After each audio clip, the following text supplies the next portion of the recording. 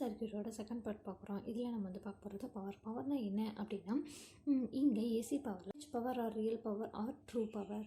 இதில் வந்துட்டு ஏசி சர்க்யூட்டில் ஆவரேஜ் பவர் எப்படி சொல்லலாம் அப்படின்னா Vm/√2 into Im/√2 into cos theta.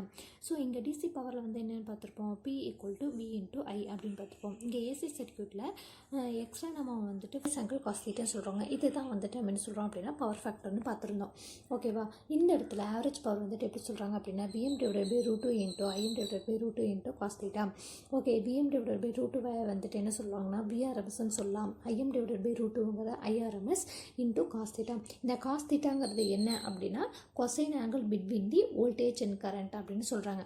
ஓகேவா, ஆவரேஜ் பவரில் வந்துட்டு என்ன அப்படின்னா R = P average = ஆவரேஜ் வந்துட்டு 0 அப்படின்னு சொல்கிறாங்க. ஸோ P average அதாவது power average VRMS into IRMS அப்படின்னு சொல்கிறாங்க. டிசியில் வந்துட்டு எப்படி இருக்குது அப்படின்னா ஸ்ட்ரெயிட்டாக ஒரு லைன் வந்துட்டு போயிட்டே இருக்குது. ஓகேவா, இதை தான் வந்துட்டு டிசின்னு சொல்கிறாங்க. ஏன் அப்படின்னா வோல்டேஜ் அண்ட் கரண்ட்டோட ஆங்கிள் வந்துட்டு 0வாக இருக்கும். ஸோ காஸ் 0னா 1 இருக்கும். ஸோ டிசியில் பவர் வேல்யூ வந்துட்டு P = VI.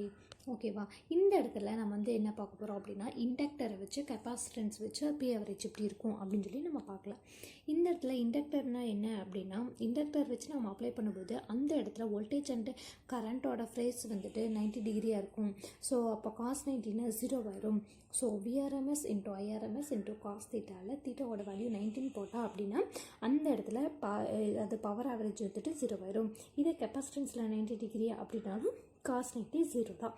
ஓகேவா, இந்த அப்ரண்ட் பவர் என்ன சொல்கிறாங்க அப்படின்னா complex power or the total power அப்படின்னு சொல்கிறாங்க. அதோட value P = VRMS into IRMS. ஓகேவா, அப்ரண்ட் பவர்னால் என்ன அப்படின்னா ஒரு ட்ரையாங்கிள் எடுத்துக்கலாம். அந்த ட்ரையாங்கிளில் பாட்டம் வந்துட்டு Pன்னு எடுத்துக்கிறாங்க, ஆப்போசிட் சைடை வந்துட்டு Qன்னு எடுத்துக்கிறாங்க.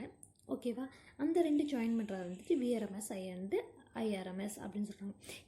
இந்த VRMS IRMS இதுதான் வந்துட்டு அப்ரண்ட் பவர் ஆர் ஆக்டிவ் பவர்னு சொல்கிறாங்க. ஓகேவா, இந்த Qவை ஆப்போசிட்டாக இருக்கிற இந்த இதை வந்துட்டு VRMS into IRMS into cos theta.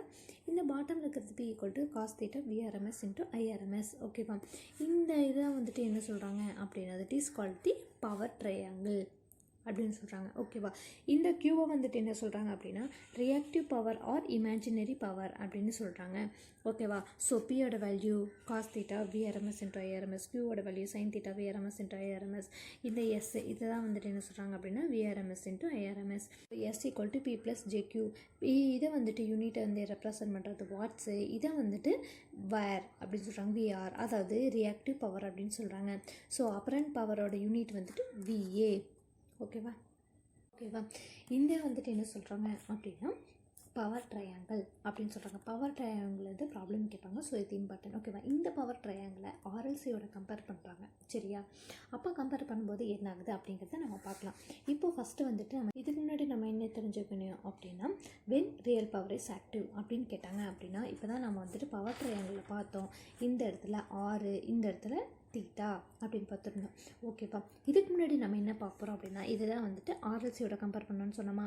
So இந்த இடத்துல தீட்டாவோட வேல்யூ 90 அப்படின்னா அதோட அவுட்புட் வந்து அதாவது 0 பவர் வந்துட்டு 0 ஆயிரும். இது ரெண்டுமே நம்ம வந்துட்டு முன்னாடி பார்த்தோம். ஸோ இந்த இடத்துல இண்டக்டரும் கெப்பாசிட்டரும் வந்துட்டு P average வேல்யூ 0.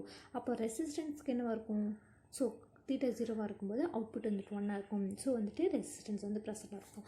ஸோ எப்பப்பெல்லாம் இந்த இடத்துல R ப்ரெசென்ட் ஆகிருக்கோ அந்த டைமெல்லாம் வந்துட்டு ரியல் பவர் வந்துட்டு ப்ரெசென்ட் ஆகிருக்கும் அப்படின்னு சொல்கிறாங்க. சரியா, இதுக்கப்புறம் என்ன பார்க்குறோம் அப்படின்னா இந்த இடத்துல இது வந்துட்டு ஆர்ன்னு போட்டாச்சு. இந்த இடத்துல Z, இங்கே வந்துட்டு XL ஆர் XC, அதாவது இம்பிடென்ஸ், ரியாக்டிவ் இம்பிடென்ஸ். ஓகேவா, ஸோ இதை தான் வந்துட்டு இம்பிடென்ஸ் ட்ரையாங்கிள் அப்படின்னு சொல்கிறாங்க. ஸோ இம்பிடென்ஸ்னாவே மைனஸ் வந்துடும். So R + J into XL - XC அப்படின்னு சொல்லியாச்சு. ஓகேவா, இதுக்கு முன்னாடி பார்த்த டயக்ராம் இது. முன்னாடி ப்ரீவியஸ் டாப்பிக்கில் ஆல்ரெடி இதை பார்த்துருந்தோம். இந்த இடத்துல இதை ரீப்ளேஸ் பண்ணி இங்கே R இருக்குது, இதை ரீப்ளேஸ் பண்ணி இங்கே XL ஆர் XC இருக்குது. இங்கே தான் வந்துட்டு VRMS IRMSல இங்கே இருந்து Z இம்பிடென்ஸ் இருக்குது. இதுதான் வந்துட்டு டோட்டல் பவர்னு சொல்கிறாங்க. ஓகேவா, so we can say the real power is always associated with the resistance but reactive power always associated with the inductive reactance. Okay, இது வந்துட்டு இண்டக்டிவ் ரியாக்டன்ஸ் சொல்லலாம், இல்லை கெப்பாசிட்டிவ் ரியாக்டன்ஸ் சொல்லலாம், அல்லது கம்பைன்டு ரியாக்டன்ஸ் சொல்லலாம். ஓகேவா, apparent power always related to the impedance. ஓகேவா, ஏன்னா இதுதான் வந்துட்டு அப்ரண்ட் பவர்னு சொல்லுவாங்க. இதுதான் வந்துட்டு related to the impedance Z. ஓகேவா? நெக்ஸ்ட் வந்துட்டு ரெசனன்ஸ் பார்க்கலாம்.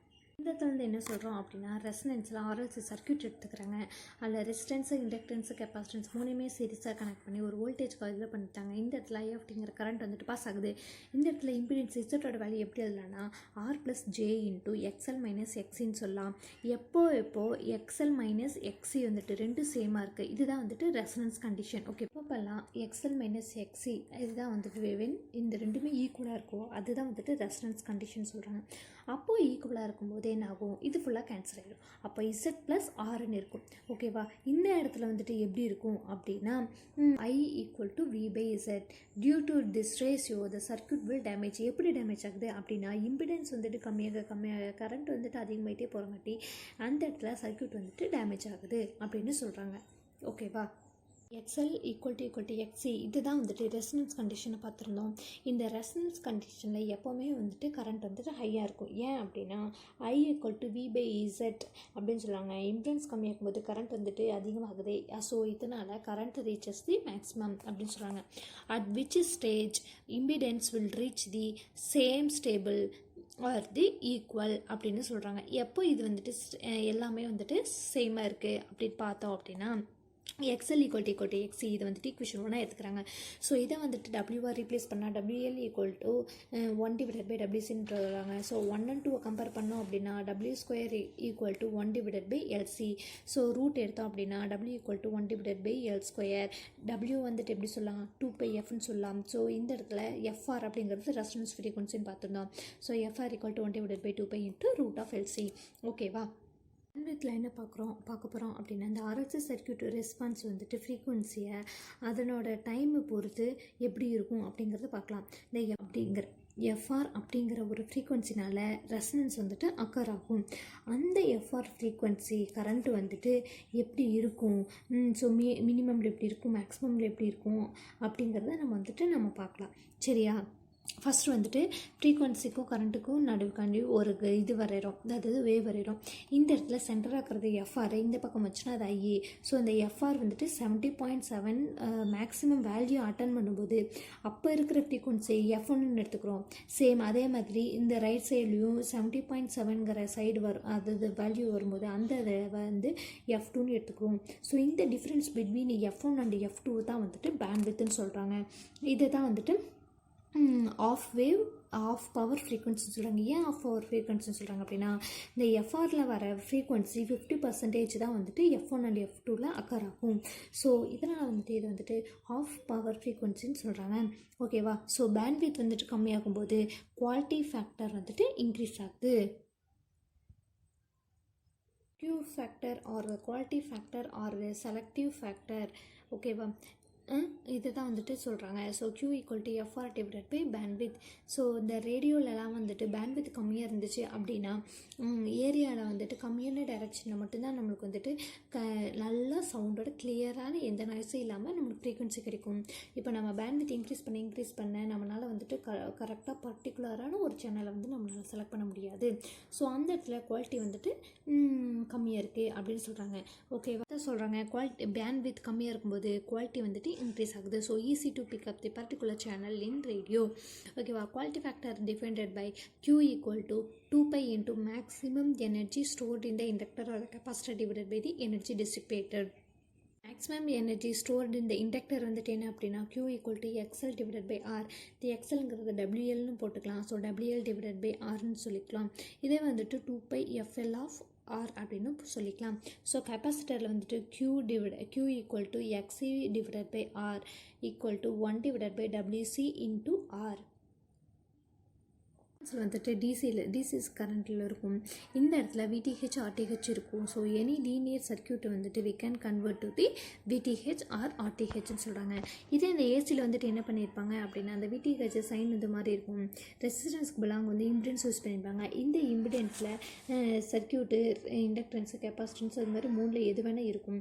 ஸோ இங்கே இசட்னு கொடுத்துட்டாங்க அப்படின்னா இந்த combination of the inductor capacitor and the resistor அப்படின்னு சொல்கிறாங்க. ஓகேவா?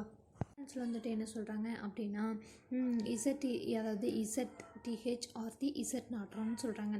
இதில் வந்துட்டு எப்போ மேக்ஸிமம் பவர் ட்ரான்ஸ்ஃபர் வந்து நடக்கும் அப்படின்னா இது வந்துட்டு தெவனன்ஸை வந்துட்டு நாட்ரானாக மாற்றிட்டு இந்த இதில் இந்த விஎல்லும் இந்த VTH ஆஃப் காம்ப்ளெக்ஸ் கான்ஜுகேட்டும் எப்போ சேமாக இருக்கோ அந்த டைமில் மேக்ஸிமம் பவர் வந்துட்டு ட்ரான்ஸ்ஃபர்ட் ஆகும்.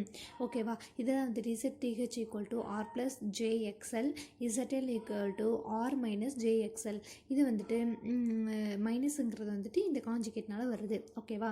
ஸோ டிசி சர்க்யூட்டில் RTH ஈக்குவல் டு RL இருக்கும்போது மேக்ஸிமம் ட்ரான்ஸ்ஃபர் நடக்குது. So power equal to VTH of square divided by 4 × RL.